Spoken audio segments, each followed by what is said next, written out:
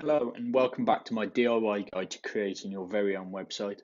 If you watched last week's episode, we covered the home page, about us page, and contact us page. If you haven't, it'll be somewhere on this screen somewhere. Um, so this week we're going to cover the product page and the services page.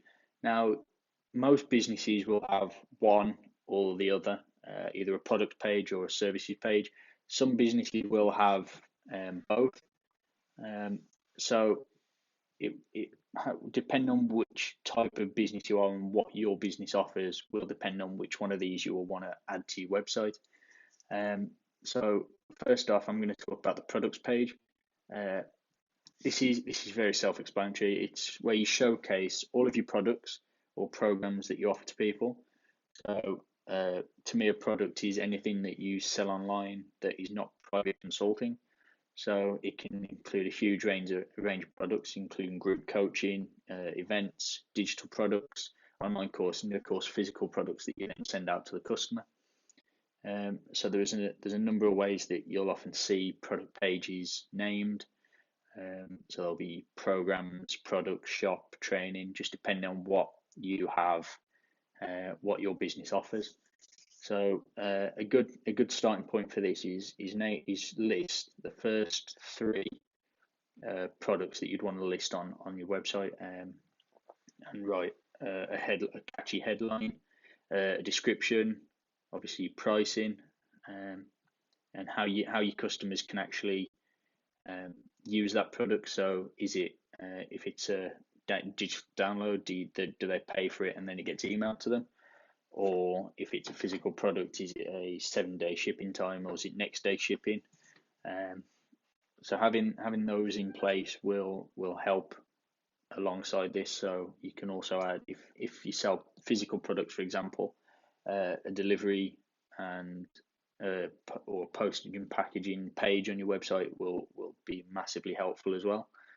Um, if it's private consulting, um, having a kind of a calendar, I suppose, as part of your product page will help your potential clients know when you're available to be booked in,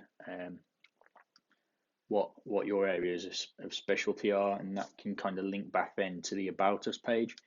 Um, so the services page, which I know kind of consulting can kind of look like a service as well. Um, so the service on your services page, you will showcase kind of those services or consulting that you can offer to people. Um, so services you offer on a custom basis, and include things like phone consulting, online consulting, in-person consulting, and even one-to-one coaching.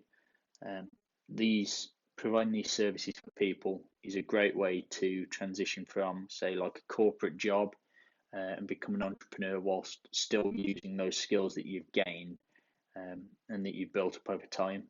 And for example, if you're going to move from, say, um, an IT role to IT consultancy, you can start off with um, phone consulting, and online consulting before then, and then build that up, and then before then, eventually making that your sole job, and moving then into in-person consulting and one-to-one coaching, which obviously has a bigger um, investment required than being able to, say, do it in the evenings and weekends, and building it up that way.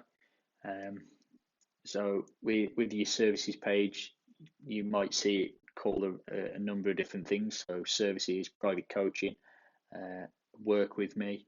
If you're obviously a, a larger business and not self-employed or a freelancer, it's probably more likely to go down that kind of services route, or what we can do for you, um, or our services, something along those sort of lines. Um, you might also just choose to call it what it is. So if you offer um, consulting, you might just call the page consulting, or if you offer consultancy services and one-to-one coaching, you might have one page that's consultancy and one page that's called coaching, and just separate them out in that way so that they're very clear and there on obviously menu. So you can start with a single page of services and add more as you develop your skills and add more services to your repertoire, or you can just start off with your full range of services on your website and kind of go from there. So thank you for watching this second episode of my DIY guide to creating your own website. If you missed the first episode, it is somewhere here, a link to it, or I'll put a link in the comment in the description as well. If you want to download the workbook that goes along with this, I'll put another link in the description towards my website. So next week's episode will cover the FAQ pages and the privacy policy, two very important pages that are essential for your new website. I hope you enjoyed this video, and I hope to see you next week.